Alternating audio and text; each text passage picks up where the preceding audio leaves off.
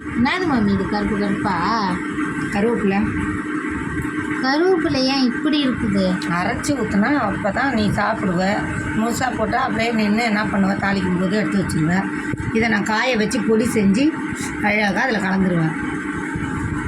எப்படியா இருந்தாலும் தாளிக்கும் போது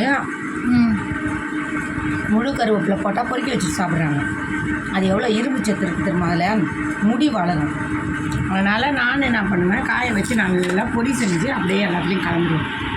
அதனால இப்படி பொடி செஞ்சு அதை கருவேப்பிலையில் போட்டாங்க, சட்னியில் போட்டாங்க கருவேப்பிலையை. சாப்பிடு சாப்பிடு சாப்பிட்டு பாரு. சட்னி மல்லாட்டை சட்னி.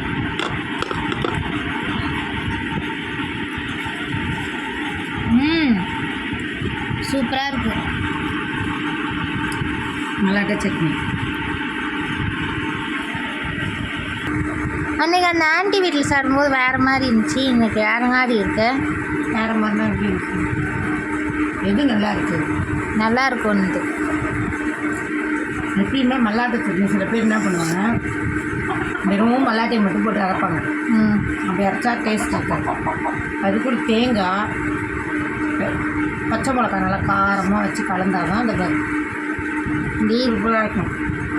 வெறும் மல்லாட்டையை வச்சு அரைச்சா அது வேறு மாதிரி டேஸ்ட் வரும். எனக்கு என் ஃப்ரெண்டு வீட்டில் தானே சொல்கிறேன். ஆமாம், அது ஒரு திகட்டிட்டு ஒரு மாதிரியாக இருந்துச்சு. எப்பயுமே தேங்காய் வச்சு அரைச்சாதான் நல்லாயிருக்கும். செம்ம டேஸ்ட்டாக இருக்குது. ஆமாம், டிஃப்ரெண்ட்டாக இருக்குது டேஸ்ட்டு. சூப்பராக இருக்கும். சாப்பிடாமலே நல்லா இருக்குன்றான். உனக்குமா நல்லா இருக்கு? போஸ் கொடுக்குது பாரு மூஞ்ச வளைச்சி. சாப்பிடு சாப்பிடு, மணி ஆயிடுச்சு. சரி, நான் சாப்பிட போகிறேன். பாய் பாய் பாய்.